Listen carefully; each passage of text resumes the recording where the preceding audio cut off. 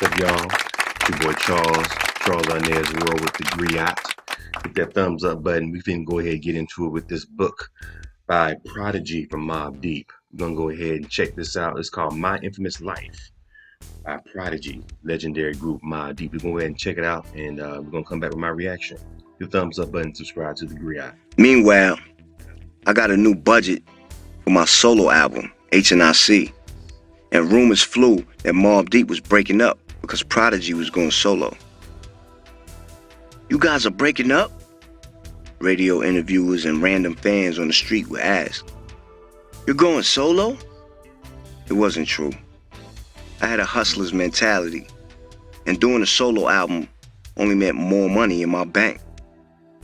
I wrote so many songs, I couldn't let them all pile up and collect dust.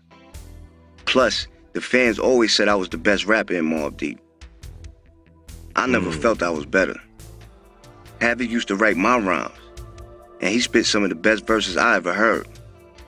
But that's what everybody else told me, even Havoc, so it was inevitable. See, I told you that you was better than Nas, Twin said. Do you think you better than Nas now? He'd always ask. No. But when I was sitting writing verses, in my head I was thinking, shit, I'm the best rapper that ever lived. Stobo, Twin Gambino, and I linked with the rapper Big Pun at his crib in the Bronx one night to head to a club called Carbon on 56th Street and 11th Avenue in Manhattan. The same spot where the Scarface twin once carved QB in the kid's face with a razor. Pun, or Big Punisher as some called him, was our new label mate at Loud Records. We got real cool after collaborating on the songs Tres Leches.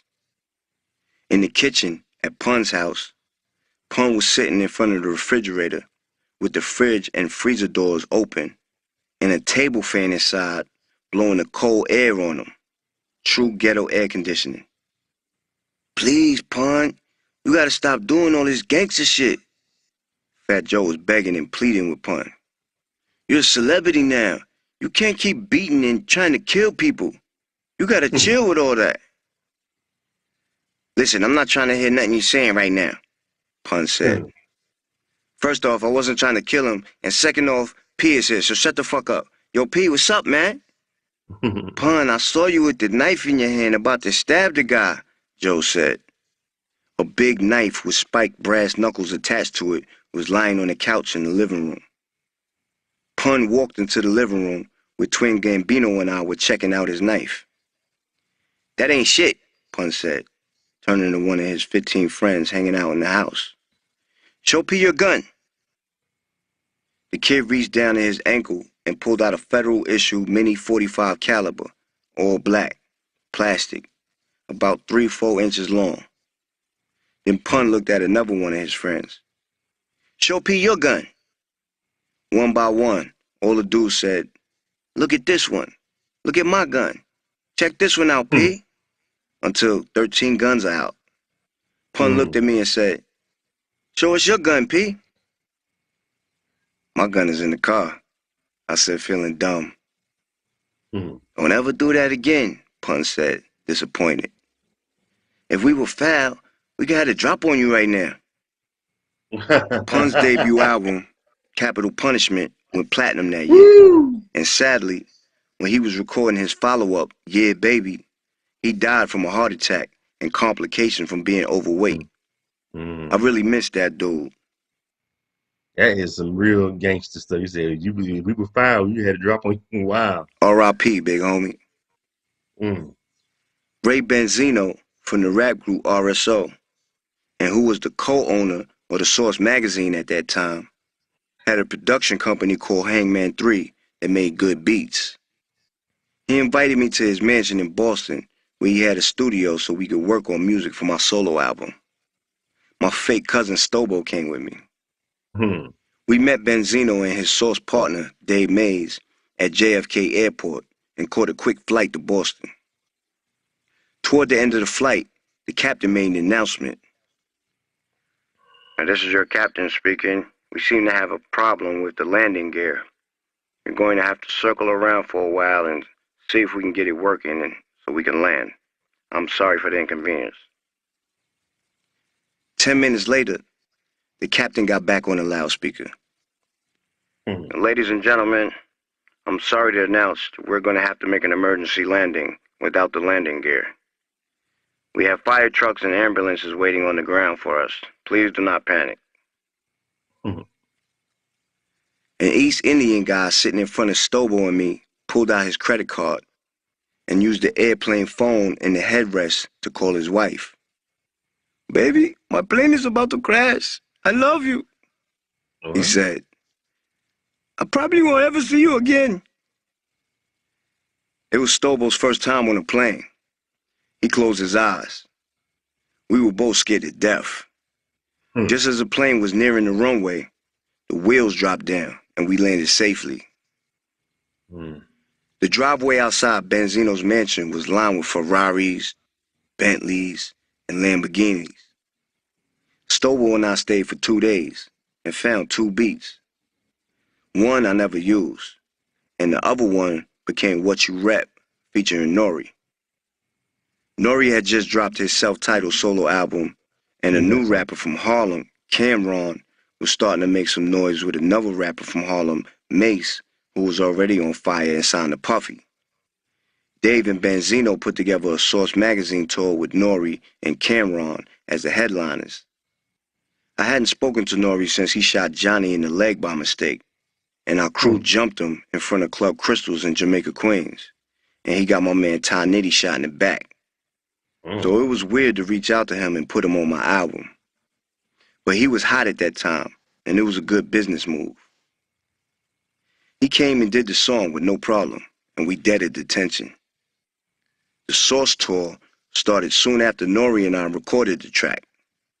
Money No, my cousin JM, Stobo, and I drove to the Philly Greek Festival and ran into Dave Mays, Benzino, Nori, Cameron, and Big Daddy Kane at the park where they were performing. Dave, Benzino, and Nori suggested that we follow them for the rest of the tour and hop on stage to do a song or two. So we followed them from Philly to Washington, D.C., Delaware, Maryland, and Asbury Park, New Jersey, where DMX made a surprise appearance on stage with a bunch of pit bulls performing Get At Me, Dog.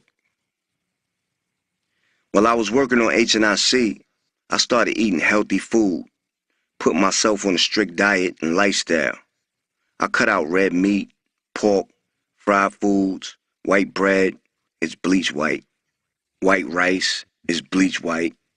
Mono and diglycerides, animal fat.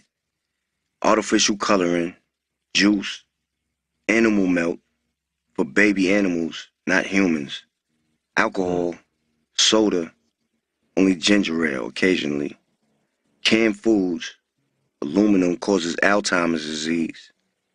Artificial sweetness, candy, fluoride. Fluoride is poison. Weed and cigarettes.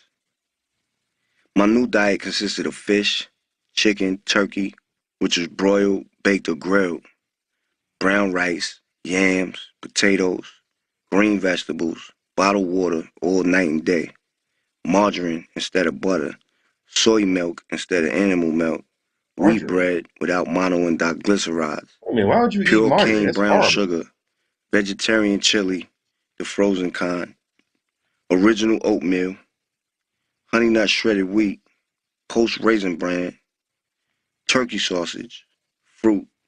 Fruit contains acid that kills germs, so you're only supposed to eat it when you have a cold. If you eat it every day, the acid will no longer have the same effect.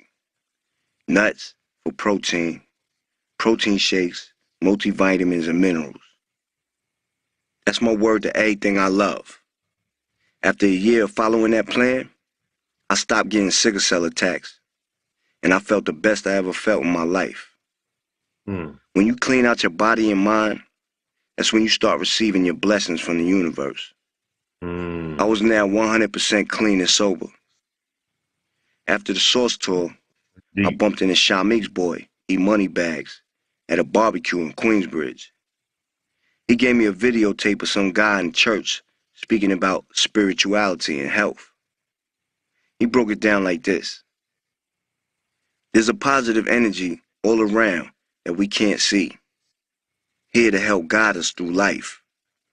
But when we have bad food, alcohol, drugs, smoke, and negative thoughts in us, it's like a thick cloud of black smoke inside and around our body, blocking us from receiving or giving that Mm, positive energy at its mm-hmm, maximum potential. mm-hmm, That energy is alive and real, even though we can't see mm. it. Doctors That's and real teachers shit, won't man. tell you this because the world is set up to keep us down. This is deep. This is really deep, man. He really gets deep. Prodigy, you know, I never really was a big Mobb Deep fan. But I seen interviews with Prodigy and I have it, and I always can tell that he was very deep. He was a deep dude. He was really, you could tell he was a thinker, even though he was into, like, you know what I'm saying, his music was like that street shit. You know, I know some of these songs had a message to it. You know what I'm saying? Some of the songs I do remember hearing from them.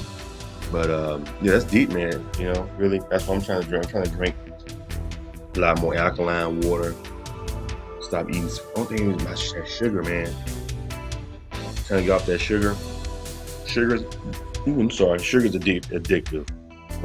But I try to eat more vegetables. I don't eat red meat. I haven't had red meat in some years. But he is definitely right. Prodigy was a deep guy. You definitely, if you clean out your body, you know, you can start to receive positive things in your life. You clean yourself and stuff from, you know, cleansing yourself. You know, that's some deep stuff. Anyway, this is from the book, Mobb Deep's Prodigy, My Infamous Life. It's on Audible. Y'all can go and check it out. Let me know what y'all think about what y'all just heard in the comments, and give me the thumbs up button and subscribe to the Gree app. I appreciate it. I'll take care.